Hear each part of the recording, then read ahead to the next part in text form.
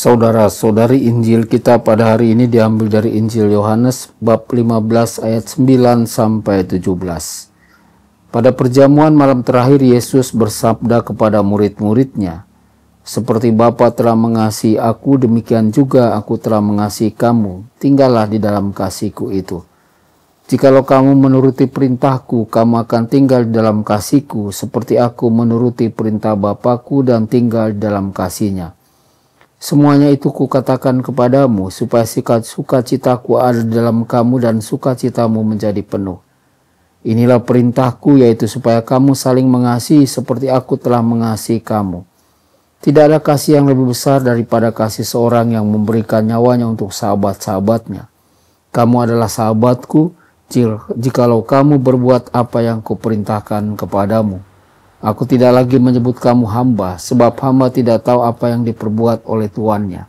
Tetapi aku menyebut kamu sahabat, karena aku telah memberitahukan kepadamu segala sesuatu yang telah kudengar dari Bapa-Ku. Bukan kamu yang memilih aku, tetapi akulah yang memilih kamu.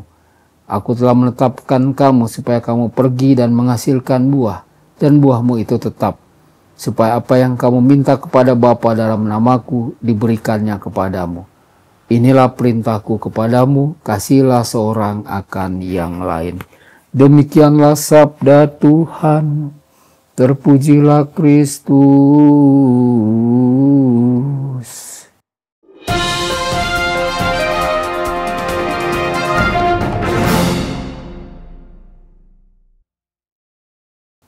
Dalam nama Bapa dan Putra dan Roh Kudus. Amin. Saudara dan saudari terkasih dimanapun Anda berada, jumpa lagi dengan saya Romo Tedens dalam saluran Warta Kabar Sukacita. Semoga Anda semua dimanapun berada senantiasa dalam keadaan sehat dan bahagia. Kita tidak akan pernah bisa mengetahui segala sesuatu tentang Allah Bapa atau pribadi Tritunggal, tetapi kita tahu bahwa Allah adalah kasih yang murni dan tak tercemar. Dan kasih-Nya kepada anaknya begitu besar, sehingga dinyatakan di dalam roh. Yesus berkata kepada kita dalam ayat-ayat kitab suci, bahwa seperti Bapa mengasihi aku, demikian juga aku mengasihi kamu. Tidak ada manusia yang mengasihi kita sesempurna, seutuhnya seperti yang Yesus lakukan. Kasih Allah Bapa, Putra, dan Roh Kudus kepada kita tidak berubah dan tidak bersyarat. Entah perilaku kita buruk atau baik, Allah tetap mengasihi kita.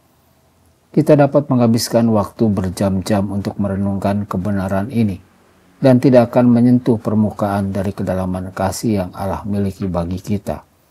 Kita akan merenungkan kenyataan yang luar biasa ini untuk selamanya. Semoga kita tetap berada dalam kasih Allah.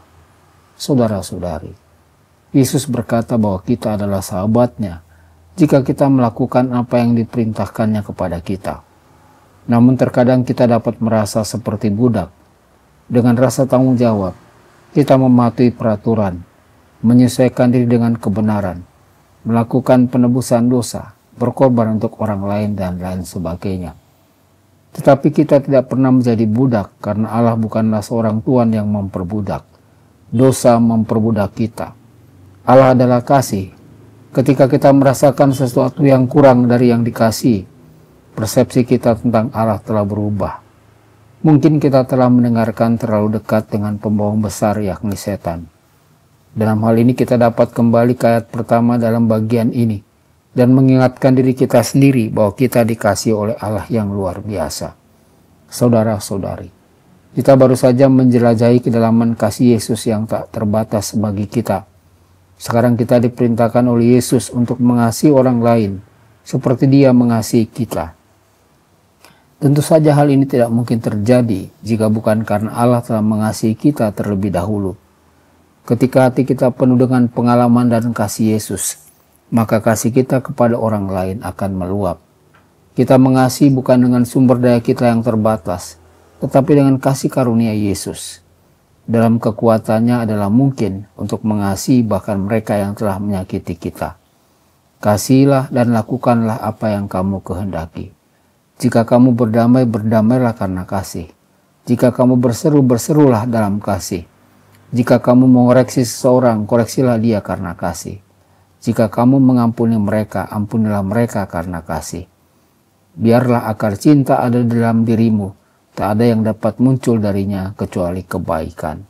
Tuhan Yesus memberkati dan menyertai Anda semua. Sabda Allah adalah kebenaran. Sabda Allah adalah kehidupan. Mari kita mencintainya, mari kita menghayatinya. Ya Tuhan yang ku muliakan, sabdamu angkat rasa